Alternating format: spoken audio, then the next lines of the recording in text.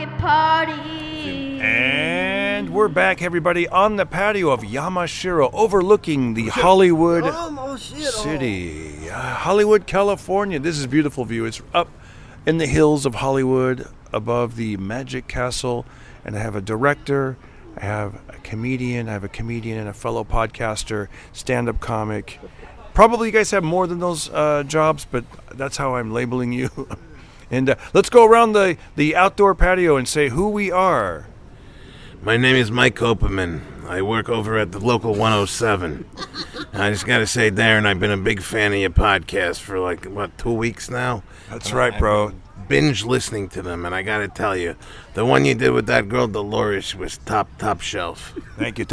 And to your left, we have Guy Knoll. Guy Knoll. And where you from, Guy? New York City. It's so great to be here, Darren. It's such a pleasure, and I'm such a fan of you. You've revolutionized flashlight comedy. And thank you. Thank you. I'm hoping to make it a genre, you know? I'm real excited. Guy, it's great because it's your first day in California. Never been to L.A. before. You never been to L.A. before? Never been to L.A. This is the first time. This is his First set in L.A. It was great. It was fantastic here at Yamashiro. I'm literally looking out the window, seeing the Hollywood sign. I'd never really seen it clear. We drove by it, but it was the smog was a little rough. But I could see it clearly. I was like, wow, that's the Hollywood sign. It's exciting. Very surreal. And to your left, we have Peter Hyoguchi. Yes. What's something's flashing? More flashlight comedy from Darren Carter. Always with the flashlight. I had to make sure it was recording. For entertainment and for educational purposes. This is podcast gold. I'm like, did I hit record? Swastikas. We're looking at the swastikas at Yamashiro. Yeah. And he was like, I got the flashlight. He's putting it on the swastikas. There's genuine swastikas here. They say it was Janus. What's the story? They think it's like Janus temple stuff, or it's peace, but it's like, I think that's like regular horizontal or vertical. But the swastika's diagonal, and that's diagonal. The Nazis brought this over from Japan during World War II. You know, the Japs were aligned with the Hitlers. Wow. Yeah. That can't be true. I thought I didn't know That's what they say. There was a rumor. Let me I tell didn't you. know that at all. The Japanese people are a very sweet, sushi-eating, Hello Kitty-wearing people. They would never get involved in that. They were on our side during Pearl Harbor, right? That was them. And no, they weren't on our side. Were they on our side? No, they were not on our side. They were literally our sides. Yeah, Pearl Harbor, Hawaii. Very sneaky situation. By the way, I take half of the responsibility because I'm half Japanese. All right, go for it, man. Let's rip those Japanese. Make it easy I'll take the other half. Well, I'm half Japanese and half Jewish, so I got fucked both ways. Oh, God. During World War II, I had the shit end of both sticks. Wow. Yeah. Wow. I'm surprised you survived. I know. The fact that you come from two surviving sides, really. You're very strong I'm man. a survivor. Lots of concentration camps. I feel at home. That is strong. Wow. Let me tell you something. Hold on, we were joking earlier. This is that other guy left, and guess who just walked in? Mr. Danny Lobell. Oh, it's a pleasure to be here with you, Darren. This is Daniel Lobell from the podcast We Think It's Funny with Mark Schiff. And I wanted to say, Darren Carter, to the point that these gentlemen were making about his flashlight, you got to get Duracell to sponsor you. Darren Carter, brought to you by Duracell batteries. Jay, could I have you sit on this side so you're close to the microphone? And Jay Davis just walked in. Jay Davis. Jay One and Davis. only comedy booker extraordinaire. This is the famous Jay Davis. Oh, yeah, so The famous. infamous Jay Davis. I'm so famous, my landlord's about to kick me out. This is awesome. Yeah. It's a good time. He's the famous Jay Davis. Well, Jay's the reason why we're at the Yamashiro. Why don't you explain what this is? I'll be the most legendary homeless guy ever. I can't wait. I'm looking forward to it. Hey, don't worry, man. You know Karen Bass will L.A., keep you right man, they're killing us out here. Hey, She's building lots of houses for you. Yeah. I'm second most famous radio man. Radio man in New York. Yeah, no, we do a show at the Yamashiro, which is an iconic Japanese restaurant. Been here since 1890 as a building. Became a restaurant in 1910, and we got an amazing show, and all these great comedians were here tonight. We had a wonderful night. It was so fun. Everybody loved it. Every Tuesday. Let me ask you something, Jay. How did you even think to do comedy at Yamashiro? I'll tell you what happened. When I was younger, you remember we were doing the Dublin show, and I was known to do. I could turn anything into a great comedy night. I would take a booth out and put a stage up, and we'd make it a comedy night at Dublin's Irish Pub, And then I'd never been to this venue, man. And one night I came up here like with some friends, and I'd never seen this place. I was just blown away with just how magical it is. Really, it's on top of a mountain. It's got the view of the whole city. It's got to be the most expensive piece of property in Hollywood. And to see this old building, it's been here since 1890, built in Japan and shipped over on a ship.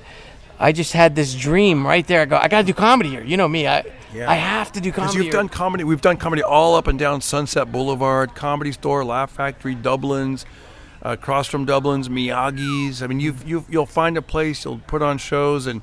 They're always successful. So not only are you putting shows on here, this is not it sounds like an infomercial, but let me just say real quick.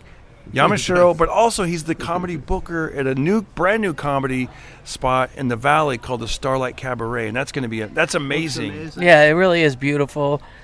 Katie, it's a historic location. That's also a historical location. But I had this passion to do comedy here, and then the people that owned Yamashiro, they were like from like Japan. And they didn't want outside comedy and all that shit. So I couldn't get it, and I thought, that'll never happen. Right. And then, you invaded them. No, about 6 years ago. No, 6 years ago, a friend of mine bought it. Oh, wow. And I just happened to know the guy. And I used to work for him and with him, and he's a good friend. And he owns the Chinese theater. Yeah. He owns the Japanese castle, the Yamashiro, the Japanese castle, and the Chinese. And the Chinese. I mean, he owns most of Hollywood. And doesn't he also own that massage parlor down on Sunset Boulevard? At this point, he might. He owns half of Hollywood. So, and he was a great guy. He owns every theater on the Hollywood Boulevard except for the Egyptian, and that's where Netflix bought their theater. Oh wow! Yeah. No, this is a pretty legendary location. This wasn't the first. Before it used to be a minstrel show back in the day, and Al Jolson used to put on blackface and sing Swanee River.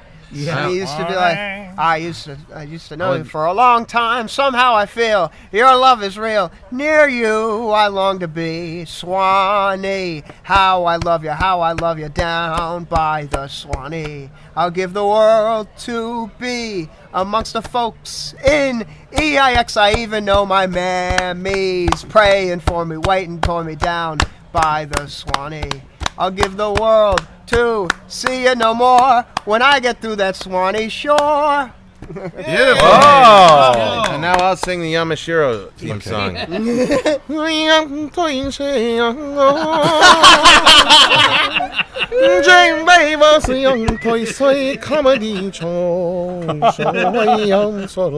How about me, my flashlight? Throw me in there.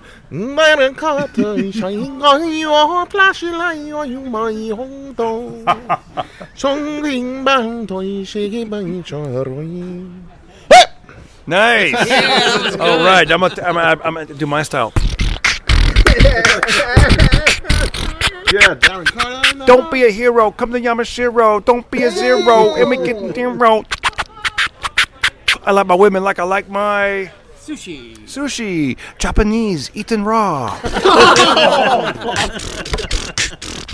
I like my women like I like my horseshoe. Good luck or bad luck. I have no idea. 4 of them underneath my stud. That's weird. Danny, you tried it. Ain't that easy? I like my women like I like my... Election. Rigged! For her pleasure. Rigged for her pleasure. Okay. All right. Well, here's what I want to do. I wanted to ask, we booked you a month ago on this podcast. Yes. Guy Knoll. Yes. And you're from New York City. You're a young comic. It's great because you have an old soul, which is something people say. He knows Swanee River, and he's 22 years old. What the hell's going on? He brags. He told me he's the America's youngest pedophile. Wow. Andy's hooking up with girls older than him. Yeah, okay. For him, a cougar's 23. Okay. Ladies and gentlemen, America's youngest pedophile. Wow. He's almost too young to be one. Yeah. So you're young. But here's the I thing. love going up to the kids and singing "Tut tut tootsie, don't cry." Don't let him near my kids. You look like he kind of carries himself like a senior citizen. You know what I mean? This is all complimentary what I'm about to tell you. You're dressed. You're wearing basically like you got like a suit with the scarf in the middle, like a handkerchief, and you got the cuffs, the cufflinks, and the tie. Even the tie. What's that called, Danny? Your class. Tie clip. He's got a tie clip. He looks like Joe Pesci from the Goodfellas. Don't make that joke, all right? Yeah. Now I'm sure if you wore like board shorts and stuff, like you'd. Pesci. I was literally wearing that earlier today. Because you'd look young. You think he looks like Pesci? This guy? Danny's, Like Pesci? Come on.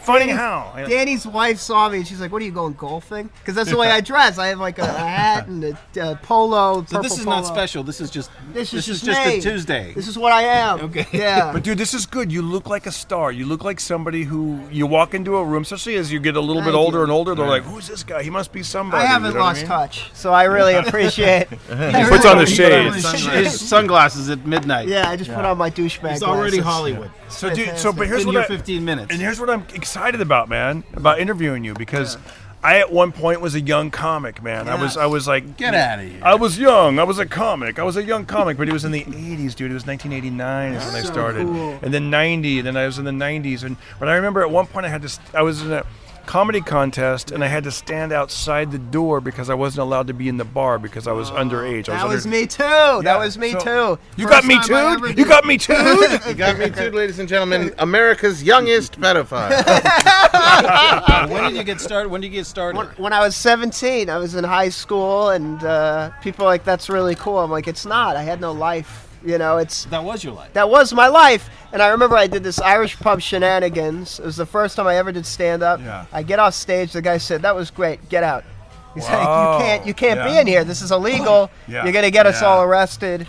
And so throughout the last year of my high school year, I would go to open mics and do the mic, and then I would be swiftly banned from the club because they would be like, "You can't work From here." the Irish pub? Yeah, I You're get banned. banned. No, get out of here. And I couldn't really work in D.C., You're too which is young. where I'm originally from, till very recently, till like a year and a half ago. Bill Hicks was 17. Yeah. He started. But they're a lot You knew him? stricter now. No, I knew his best friend. I know his best friend. What's his best friend's name? The guy from Oregon, right? The guy from Oregon, that best friend. He recorded Sane Man and. Oh wow! Yeah. Wow. Well, what's his name? I can't remember his name right now. You It's don't know him embarrassing. that- you don't know He's him that listening. well. No, I know. Shout out No, to I the. don't know him that well. It's you don't know him that well. Okay, but it was Bill Hicks' in best Texas. friend. He grew So how up do you know Bill Hicks did that? because I've read his book. Whose guy- book? The this best friend guy- of Bill Hicks? Yeah, Bill's best friend. He wrote this book. Really? Yeah, it's a really good book on About Bill? about Bill Hicks. Yeah, and so they were both they went to high school together. They were in a band together. Oh wow! And then he had a truck or he had a van, so he was able to drive to gigs and things like that. And then he had some video recording equipment, and he just messaged me on the other day on Facebook, But yeah, he wrote a really good book that was turned into a documentary. Oh my God! And I love Bill Hicks, and so when I had reached out to him because I read his book, and so I emailed him, and I was like, I loved your book. Yeah. And then he hired me to do some work on a documentary he was doing. That's as a amazing. consultant. So That's then fantastic. We became friends, and he was living up here in the Hollywood Hills, so I would go up to his house in the Hollywood Hills, and then he moved back to Austin, where he's from. And then I ended up moving to Austin during COVID. Wow. As soon as they made me wear the mask, I moved to Austin, and then we used to hang out there. And it'll come to me his name. But, So let me ask you a question because you're a big Bill Hicks fan, I love Bill Hicks. and I've always wondered this: do you think he deserved to die? What kind of question is that? All right, never mind. What's see, wrong I with forget you? it. I never. What's wrong? Deserve. What? I just no one will ever give me a straight answer. All right, let me get back to my interview with Guy. Thank you. Yeah. These two hecklers sidetracked it, pushing their Bill Hicks agenda. I'm best friends with him. I don't know. I met him on Facebook. It was a truck. It was a van. I don't know. I can't get the story straight. See? No.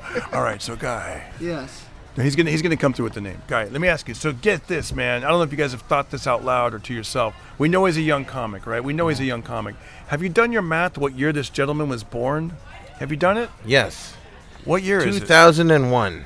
No. What year do you think he was born? He's 22. Oh, I didn't know that piece of it. You were born in... Dude, it's weird to say out loud. You were born in 2004? 2003, December 2003. Oh, gotcha. So December 26th. Oh, then okay, I don't feel so bad. So now. pretty much 2004. He could Dude, be my that's son, and he could be crazy. your grandson. Dude, that's crazy. Could you be my grandson? No. He could be No. your Could be. grandson. He No. could be your No. great grandson. No, not great. No. Well, he's not that great. No. But if he could be your grandson. No. Yes, imagine if you had gotten a woman pregnant Pregnant and, when you like- were 13. Oh, yeah, okay. Well, Yeah. maybe. And now that Yeah. person did the same thing. Wow. Wow. He could be your literally take a DNA test. But think about this. You know how we remember clearly like 9/11 stuff like that? He wasn't even born yet. No. So when they say never forget, you don't even know about it. Yeah. I No one I even never told him forgot about it. because Why I do you- didn't know. Why'd you ruin his night? Yeah. What happened? Gee, Grandpa. that time. I told people don't. Darren hates when I bring this up, Yeah. but he's the biggest OBL fan in the world. What is that? What is OBL? Osama bin Laden. Oh my gosh! No, I'm He not. loves- I'm yes, not. he loves him. OBL? Who Yeah. doesn't? Oh my God! This Didn't is you a do new- His name There's is Billy RB Joel? Didn't you do a Billy Joel parody on one of the episodes where I liked Bin Laden? It was that comedy one. Remember about comedy? What? I don't remember. It's just your Here's- life. No, Oh, it was My Life? It was Piano Man is what you did. I don't care what you say. I don't care what you say anymore. It's Bin Laden. Boom. He's the only guy that really gets me going. I don't know. No, it wasn't. I don't Forgive it. No, the facts are the facts. When I went over to Darren's house, right in the living room, big beautiful oil painting of OBL. And I said, I grew up in D.C., so I only knew about RBG, Ruth Bader Ginsburg, and then there's OBL. so I didn't know About ODB, oh dirty bastard. I didn't know you're into OBL. I don't know what this. Darren. I have no idea. This is lies. You guys do not believe it. Okay, his Don't name trust is it. Kevin Booth. Kevin Booth. Kevin Booth. Bill Hicks' brother best of friend, John Kevin Wilkes Booth. So he recorded the first two albums. I think it was Arizona Bay and Sane Man, where Bill Hicks is. Do you guys like Bill Hicks? Did you? I never Yeah, really. That was like one of the few guys I haven't really tapped into yet.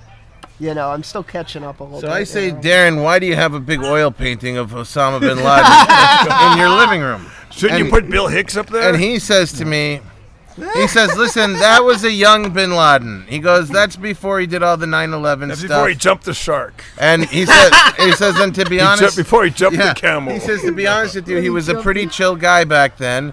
And I got the painting from him. I said, you knew OBL? He says, yeah. I used to hang out in the Afghanistan in the caves.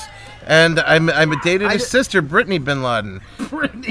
I just love when you said jump the shark. I can just imagine Fonzie Yeah, with yeah. a Bin Laden beard and a turban jumping the shark. They should remake it that way. That would be hilarious. They should definitely remake it like that. That'd be good. Britney's beard was bigger than Opie. So I got let me ask him some comedy questions, all right? Because he's a young guy, dude. He Stop started. No, I gotta go, interrupting. though. Oh, you gotta go? Sorry, yeah. Okay. I love you and thank you for listening to Darren's podcast. Thank you, Jay. Thank you, Jay. good Thank night. you. Bye, Peter. Bye, Jay. Hey, great to be on your show. Thank you, very sir. much. Thank you. Thank you so Great much. to meet you. Thank you very much, Darren. Great to be on You the show. guys stay. You We're stay. staying. Don't go. What? We're still All right. here.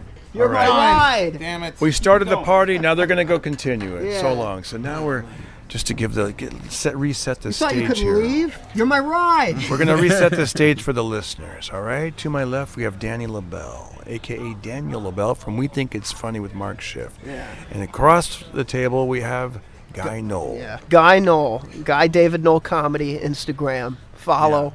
Dude, America's youngest. Anyway, I gotta say, I'm so happy that you're doing comedy. You know what I mean? Because it's like, do you ever think about this, Danny? Like, I remember when I was in my 30s, there'd be these old comedians. I'd be like, "Thanks for supporting live comedy," and I'd be like, "Dude, what the fudge? Thanks for supporting." And they don't live support it.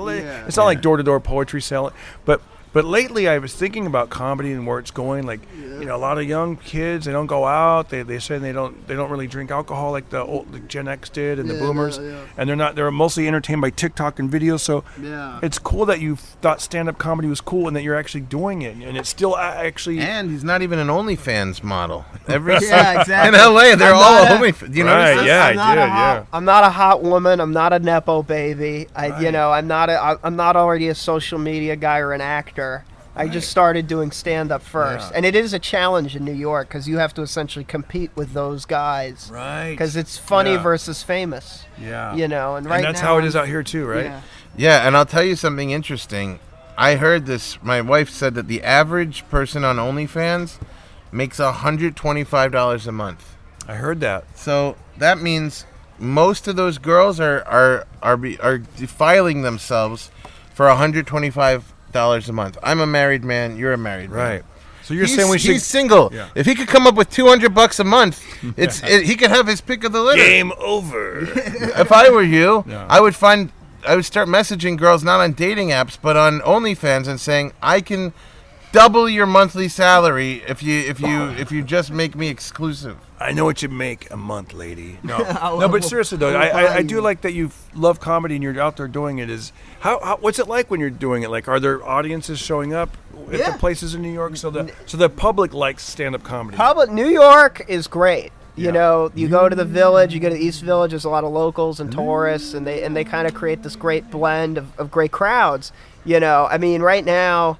It got a little rough because, after 2023, everyone's stimulus checks ran out. Yeah. So now people aren't going as much, and it was like really incredible at a certain point. Yeah. But now it's starting to come back again, and there's so many great clubs: Rodney's, West Side, The Cellar, obviously, all these amazing comedy clubs, and New York's like the perfect breeding ground for it. Yeah. What are you doing? Don't worry about it. Oh, okay. He's taking a photo. Let's take a smile for the camera. Yeah. Listen, I want to let you guys talk for a minute, and I'm gonna get a beverage, so you guys continue on. Get a hot chocolate for yourself. They don't have it here. I wish. I love a hot chocolate, man. All right, I'll be back. Right. Okay. You guys talk. Terrific. All right. So such a party. This podcast has gone down from 5 people to just one, just a guy. To one, to me. Hey, was it something I said? Yeah. But lean in a little bit. Yeah, if you don't got mind. it, boss. So it's your first day here in California. Have you ever been to California? So I went to San Diego a lot growing up, but never LA. Yeah. So that's kind of the big thing. That's what's so kind of insane is that I've never seen anything like this before. And when did you land? I landed at noon. At noon. So what have you done so far your first time ever in Los Angeles, California? Napped. Thoroughly napped. LAX, went straight to Danny's. And then went straight to Danny's, crashed. Yeah. And then we came here, and it's been fantastic. Yamashiro, yeah. And how long are you in Los Angeles for? 4 more days. Wow. Got shows, podcasts, the whole... Santa Barbara, I heard you guys are going to Santa Barbara. We're doing Santa Barbara. That's going to be a lot of fun. It's going to drive up the 101. It's going to be amazing, man.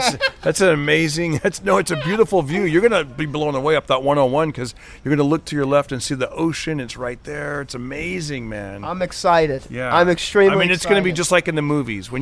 Once you get up by Ventura, about an hour from LA, and you look to the left, it's like the water and the palm trees. It's amazing. I'm thrilled. I'm going to be honest. These are some of the best views I've ever seen. So I've been really stunned. Because I look at LA very, New York comics, we're kind of snobs. If I'm going to be, this. Yes. You know this about us. And I could see that because somebody pointed out that San Francisco was more of a metropolitan area than Los Angeles, and I never thought about it. And then once I started reading some history books, I'm like, you're right. Like that's where the museums are. That's an international city. Yes. And LA is just kind of a farm town that kind of expanded and grew. It exploded. And then Hollywood and everything. And then Hollywood, and that's what's so miraculous is seeing Hollywood and all this stuff, And I'm like, it's funny, I've been doing this 4.5 years, and you think, and you know this too, is that even when you're doing it that long, you're like, I've seen everything. I've been through it all. And then you come to a place like this, and you're like, Jesus Christ, this is so great air. Great air. In comparison to New York, it's great air. You know, I got it, you know. Yeah, it's sad. I wish you would have seen L.A. 30 years ago. You know what I mean? Like with it was just a lot cleaner, or 20 years less ago. Less homeless. Yeah, less homeless everywhere. Plastic surgery was organic back then. Yeah, and nothing against homeless people, but now it's like they are junkies. They call it the fentanyl fold. Have you seen that yet? No. With the zombie vibe, where they're just like bent over and like it's crazy, man. Like it's disgusting. You'll see tents. Casey and Benny people. used to have a great joke about that. He saw somebody in the park doing Tai Chi, but it was a heroin addict, like falling over. Oh my God! Like, well, see, before it'd be like on a certain part of town. You'd be like, okay, it's Skid Row, or you'd see it like. But you know, lately you'll see it everywhere. You know, and you'll go under an overpass, like from Katie's Club. You know that Starlight. Yeah. And I went. Anyways, it's insane. You'll see some stuff tomorrow. Also, where he lives, you'll see some really interesting things. I don't know what New York is like, but where he lives, it's like there's a lot of those Waymos, those driverless cars. There's Waymos. Yes, we did see that actually earlier today. And those robots that deliver food. With the woman that was doing her eyes. Huh? Was it you who calls them way more dangerous? No. There was remember the woman doing her eyelashes and the car was driving without her driving? That was really crazy. Have you ever seen a Waymo before? No. A self-driving Tesla. So when I went to Danny's, I remember seeing like four. There's like 3 or 4 Waymos. There was 2 next to me, 2 coming toward me. Yeah. Yeah, and you start thinking like, what if these things like get off their track and like bump you or something? You know why that is in my neighborhood? Why? Because nobody wants to be around me. You're like, there's a lot of traffic, but nobody's in the car.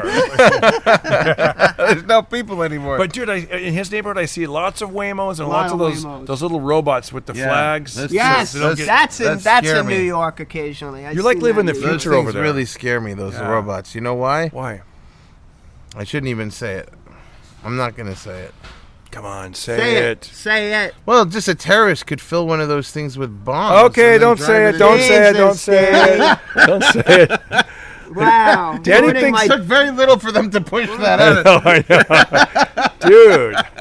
Danny finds the weirdest things, and he thinks he's always on the defense. Because like, I think in terms of security. Let me tell a story about him real quick. Because I actually, before I napped, we took his daughter to the doctor's office.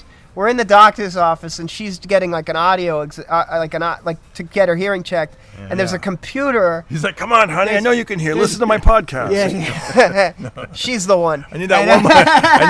I need one more listener. No, so we're sitting and we're waiting for her to be finished, and there's a computer in like this room, and Danny's like, "I dare you to go on that computer and start looking stuff up," and I'm like, "Deal." And I go over to the computer. I'm like starting to type up because you can play Pac-Man on Google. Oh, cool. And all of a sudden I hear Danny yell behind me, "Hey, what do you think you're looking at?" And I turn. I'm like, the doctor kind of peeks at me. And I'm like, "Oh, you schmuck.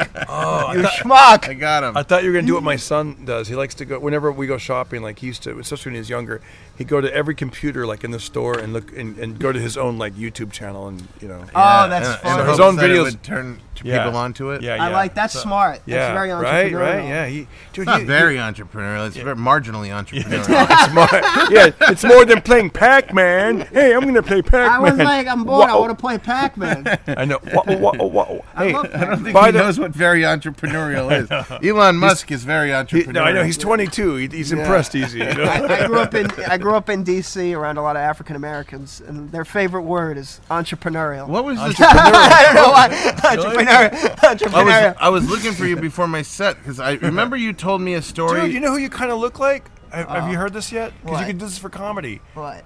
And it's for comedy. It's for comedy, all right? Yeah. This isn't. Are you thinking of the Back to the Future guy? No, Quentin Tarantino a little bit. Oh, God. I know. I knew you were going to say that. That's not a compliment. I didn't say it was a compliment. I was thinking of McFly, the father. Oh, that's true. But you're a comedian, though. You can get the laugh. Yeah, What's the name of that actor? Because for comedy, you know, when I was a kid in 8th grade, I had a teacher that used to call me Funny Face. Oh, that's which is insane because I had my nose broken, and so she used to be like, "From now on, you will be Funny Face." Crispin and like Glover. all these kids would be like, just call him Father. Like, what kind of asshole are you? But I liked it. It was like a badge of honor to have, Doesn't he look like Crispin Glover a little bit? Yes, but that's the thing. In this business, you want to have a unique look, and you have the unique look. I appreciate it. You look unique, and then the way you're dressed and everything. Thank you. Thank you. Darren always says, you want to look good, you want to look unique in this business. You want to make sure that when people walk into your home, they see a prominent picture of Osama bin Laden. I never my said that. God. Yes, you said that. You always told me that. You're You a said monster. Prominent. You're a monster. He always says that to me. Anyway, No, but I said I don't see how that has anything to do with making it in comedy, but he says no, that is what you do. have you put videos up though where people in the comment section say like this guy looks like? Yes. Well, I had a guy come up to me recently, and he said I looked like what's his name, Tim Robinson. You know that guy, the sketch guy, and he said, and a lot of people say that to me. Oh like, yeah, I can. Have see you that. ever? Anyone ever said you look like Tim From the Robinson? Detroiters. I'm like, yeah, 1,000,000 times. He's like, well, guess what? 1,000,001. You look like Tim That Robinson. guy is so funny. I love that guy. Very Yeah. funny. Um, And then they also, I mean, it's always like Yeah, but actually, Rich Voss said I looked like Tarantino. Oh, he did? Yeah, he okay, so did. you've heard it before. Was that when we see? did the That was when we podcast? did the Yeah, podcast. Yeah. That's good. You could use it to your advantage, He man. said it. You know? People will say a lot of different ones. Like, just Do you know what people call me sometimes now? They're like Penguin. I'm like, God damn it! Like, don't all call me that- that. I'm not fat. what was? Yeah. Use you all could that always stuff. get fat. I did it. If I could do it, anyone And can. look where it took you. How did you, was the story Danny? that What's you- your secret to getting? How did you do it? How did I do it? Well, first of all, you got to double up on everything.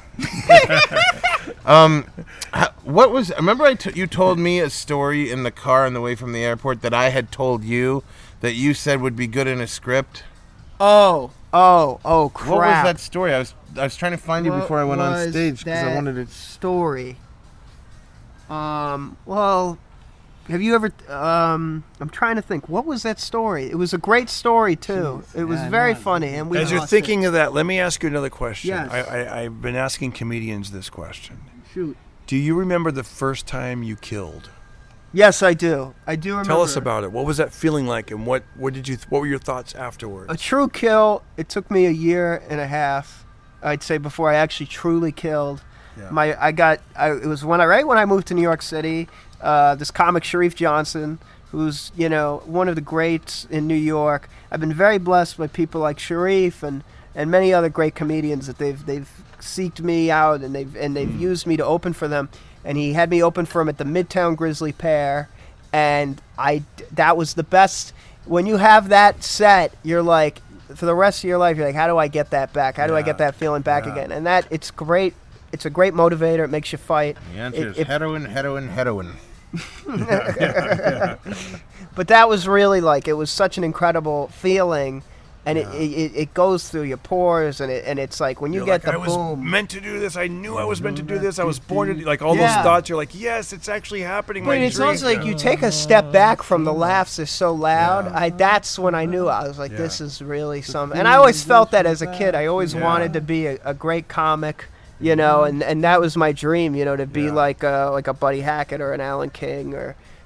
Something like that, or even Eddie Murphy to some degree. Even though I'm nothing like Eddie Murphy, I loved Eddie Murphy growing up. Both of those guys combined. Yeah. In my opinion, but whatever. Danny, do you remember the first time you killed, and what it felt It like? hasn't happened yet, but I'm planning on it next Wednesday night. Santa Barbara. No, at the Arboretum. I'll be playing.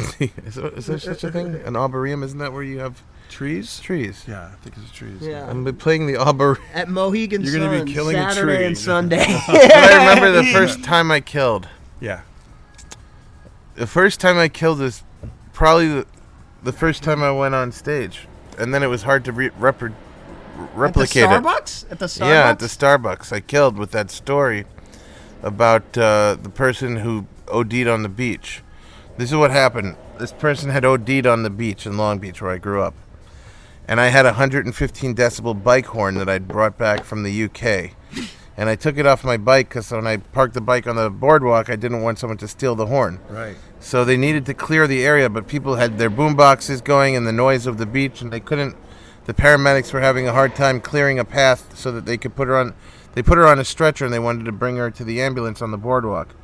And I remembered I had this 115 decibel bike horn with me, so I start pressing. It's electric, I'm pressing the button. And I got everybody's attention. I said, we're going to need to clear this area. This area's got to clear, So I pick up one side of the stretcher like I'm part of it. Yeah. And we walked her into the ambulance. It's a true story. And I get into the ambulance with these guys. Hold on. I think a guy has a question. Do you have a question? Do you guys valet? Yeah. Yes. Oh. Just want to make sure who's here. Oh, no problem. This is all set up. We're doing an interview. What's your name? Oscar. Oscar. How are you tonight? I'm doing well. Good. Trying Thanks to for go taking home. care of everyone's car. You're going to go home. All right. In a little bit. He doesn't want to talk to us. He wants to get out of I know. here. Yeah, here you go. When you get home, do you go home and eat? Only one car? Yes. Yeah, what do you eat? Depends what the wife made. Oh, I love it, man. He's living the life. I love it. Yeah. That's a beautiful story, man. Okay. So I pick up one side of the stretcher, and I'm using the bike horn, and we clear the way. Yeah, we bring this woman who Get to the OD'd. end of the story. This is a friend. Enough. This is a friend. So I get into the ambulance with the woman and the other paramedics, and they're doing the thing. We need cc's of this, pump this, that. Ambulance. We're going to the hospital, and I'm sitting there, and everybody's doing stuff, and then somebody turns to me and goes, "Who are you?" I said, "Oh, I got a 115 decibel bike horn." They said, "What?" Yeah. They said, "What are you doing here?" I said, I'm the guy who had the 115 decibel bike horn. They say, yell to the driver, "Pull over." They go, "I thought you were an EMT or something." I go, "No, I just have a loud bike horn." so That was worth it. That was actually great. the ambulance comes to a screeching halt. And they slam the doors open. They get the hell out of the ambulance. So they throw me out of the ambulance. So that's it. I told that story on stage. Yeah. I had no material or anything. I just had a funny story. So I just told that story. Of course, I probably told it better, but because that's what I had, Right. And it killed. And you weren't interrupted by the valet and all this kind of stuff. It was just Right. only the story. And it must have been the second time I went on stage. That's a great story, by the way. Yeah. Or one of the times after that, I went on stage because my neighbor murdered his roommate, was burying the body in the backyard, and I caught him and I didn't know it. And that was, a very tragic story, but on stage it was a funny story. And so that did really well. So I was doing these stories, and the stories were doing great. And everybody's saying, "You're a comedian, you're a comedian." So I said, "Yeah, I thought I was the second ever comedian after Jerry Seinfeld." Because I didn't know of any other comedians. I only saw Seinfeld on the Seinfeld show doing stand-up. I said, I'm going to be the second guy ever to do stand-up comedy. I really believe. I was 15. I really believe this. Wow. So Tell them some of the jokes you had. I start Tell writing them some of the jokes because I didn't know that you could do stand-up 100 different ways. I thought I started studying Seinfeld and saying, you have to do it this way. You have to do the inflection on the word like this. You have to talk this way. You have to write a joke this way. So I'm going up now, forget about my stories. And now I start bombing because the stories is what people liked. Yeah. Did it stop recording? No, I'm just. What happened to you? I was like, uh-oh. So I go up. Yeah. What's the deal with convenience stores? They're not convenient. What's convenient about a convenience store? Is it really that much more convenient than a regular store? Come on. So people are, what the hell's he doing? So I did that for a little while. Nobody told me, you could just be yourself. Tell them about the competition. The competition afterwards, that you went to the Jewish comedian competition, and you thought that you would be facing off against Jerry Seinfeld. 100%. My dad got the Jewish Week newspaper. He says, "Daniel, didn't you say you're a comedian?" I said, "That's right." He says, "Well, they're having the funniest Jewish comedian contest at this club in the city, Stand Up New York. Maybe you should join it." And it was even before emails. You just call up the number and leave a message. Yeah. "I'm a comedian. I'd like to join the contest." So I thought, funniest Jewish comedian, it's going to be me versus Seinfeld. They must have heard about it. Yeah. Because he's Jewish and I'm Jewish and there are no other comedians. And I thought the club was the one that they film at, even though that was a soundstage in California. Yeah. In my head, now I'd turned 16. Still wasn't the brightest bulb, and I thought that is where they film him doing the stand-up. I'm going to his house now. I was so nervous, and I got there, and I'm looking for Seinfeld. I said, "Where's Seinfeld?" They said, "What?" I said, "Jerry Seinfeld. Can he be here?" They said, "Well, he pops in sometimes." I said, "Isn't he Jewish?" They said, "Yes." I said, "Isn't this the funniest Jewish comedian contest?" They thought I was kidding, but I was serious. I said, "How could he not be here for the contest? If he's a Jewish comedian, how could we determine if he's not in it?" They go, "Look, I don't know what you're thinking, kid, but, these are the people in the contest." They point to these old Jewish people from different synagogues around Long Island. Yeah. They're reading right out of joke books and off index cards. Oh, no. And they're And probably pretty good, too, right? But the host was Freddie Roman, who I learned Oh, was my a God, the best. big Catskills guy. But you actually told a Freddie Roman joke at that diner we went to this afternoon. The look out for the window, or the look out for the wall joke. A man's wife. The casket, I know that joke. Yeah, a man's wife. yeah. A man's wife That's right, dies, yeah. and they're carrying the casket, and they bump it into the wall, and a miracle, the wife pops out of the casket. She lives another 20 years, and then she dies again, and they're carrying the casket, and he goes, "Look out for the wall." Yeah. That's right. By the way, this recorder is on 1 bar, so it may die at any moment. And if it does die, you guys, I want to thank you for listening to the Pocket Party Podcast. I'm available on Cameo. Go to cameo.com, search Darren Carter, or go to my link in Linktree, and I will do a personal video for you. All right? So let's just pretend that the show ended. That was it. And everything else is bonus until this battery dies. And if it does die, watch out for the wall. It'll be back, that battery. Tell him the Joe DeRosa story. When you prank called Joe DeRosa. Oh, he's setting me up for good stories, but I would rather him talk because Yeah. you don't ever get to see him. Let me talk to you, okay. Guy. Let me Yes, ask you ask this. away. So, Yeah. one thing I love about Jewish humor is like those Yes. old, like those jokes. Do you ever read those old joke books? And Yes, it's like, yes, of course, And the I Milton fi- Berle I feel joke like that could files. be a. I feel like that could be a dying art that will go away unless people keep those jokes alive. I love those They may jokes. keep those jokes alive through TikTok and all this kind of Yeah. stuff. But I love that stuff. Do you happen to know any jokes? My favorite old Yeah. jokes. Yeah, Mark Schiff does it all the time on your podcast. He's like, yeah. that reminds me, this guy goes down. There's tons. I love it. Yeah. There's tons of great old Jewish jokes. Like, I love this one. This one actually they did on his podcast, which was his son goes up to his father, says, "I need $50," and his father says, "$40? What do you need $30 for?" For God's sake, stop asking me for my last $20.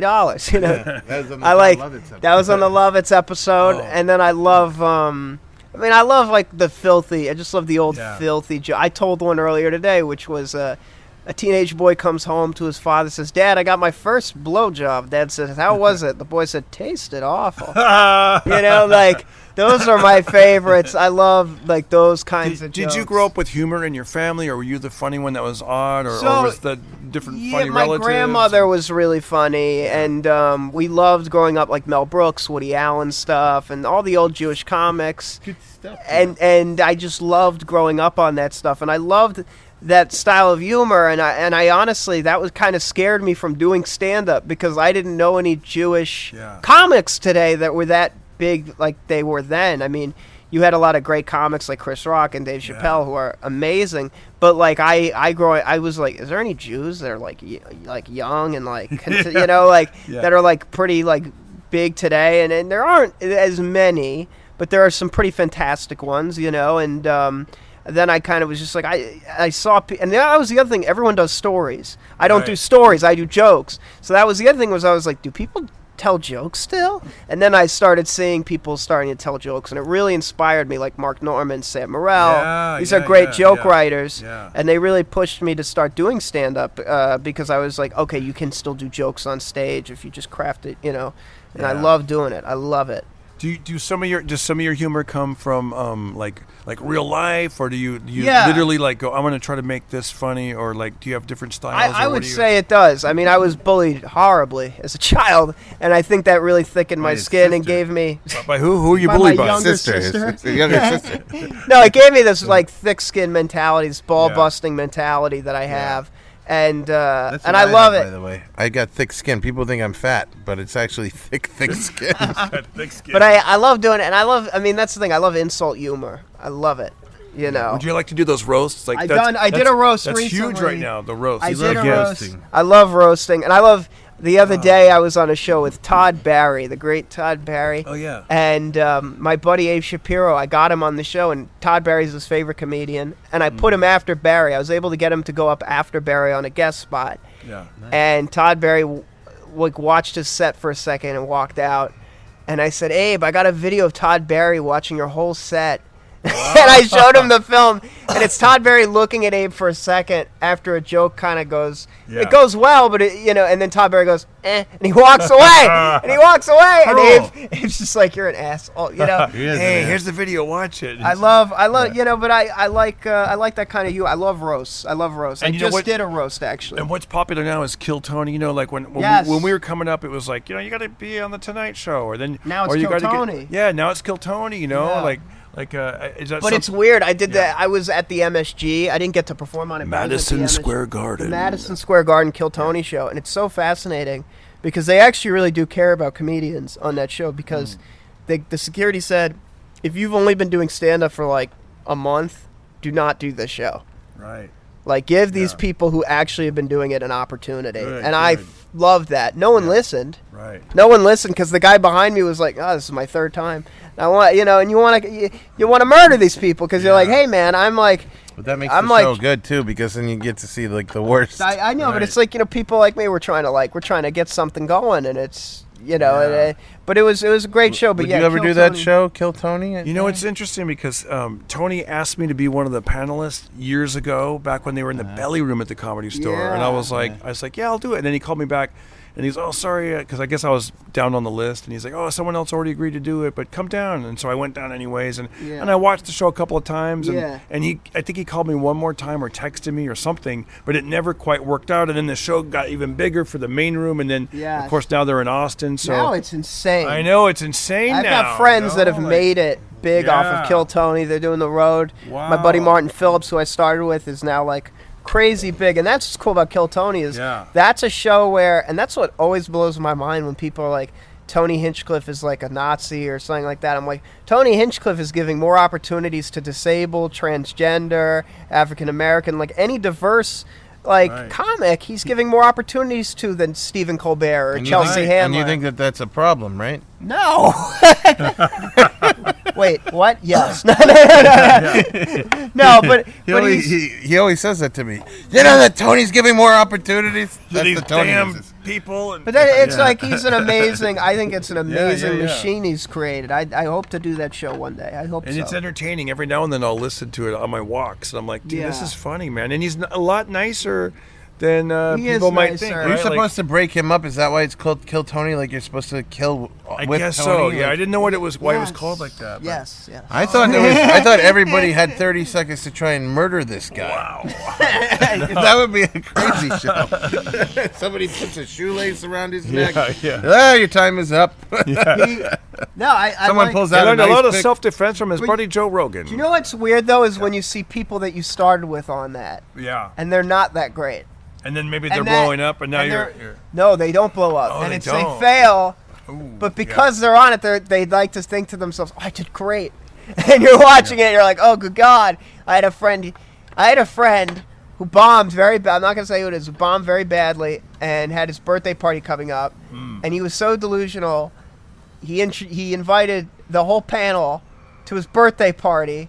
And they're in Austin. His birthday party's in Brooklyn. He's like, you guys should fly to Brooklyn to my birthday party. He told me about this. His friend Leslie Hernandez. That's Leslie Hernandez. You guys should come to my birthday party. I couldn't even believe it. I couldn't even believe it. And then he filmed himself asking other comedians, and they were like, that's embarrassing. That's embarrassing. Now, if you ever got on Kill Tony, and they do that interview part of the show, the panel, the panel. Yeah. Would you tell them about your love of OBL?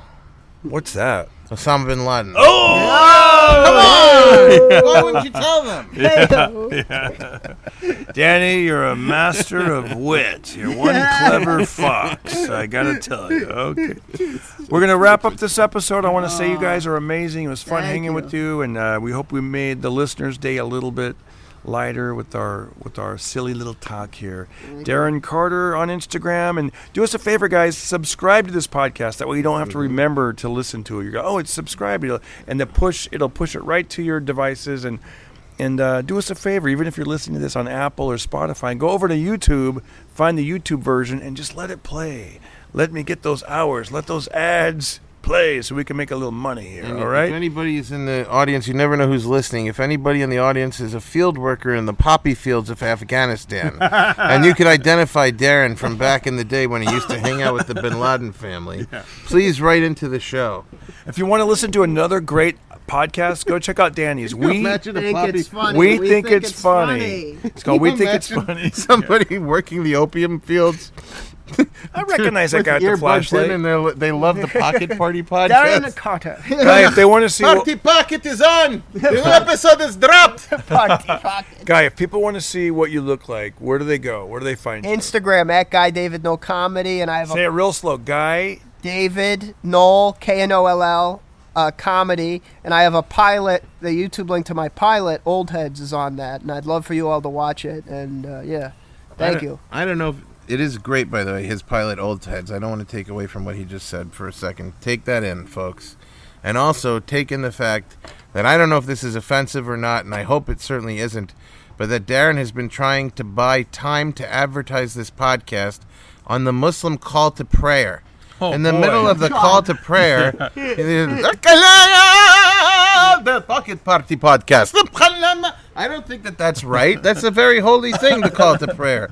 And why should you be advertising a podcast in the middle of the call to prayer just because you were buddies with OBL? I don't think that that flies. Who's OBL? Osama bin Laden. Oh my gosh, guys! I just What the hell? you did it again.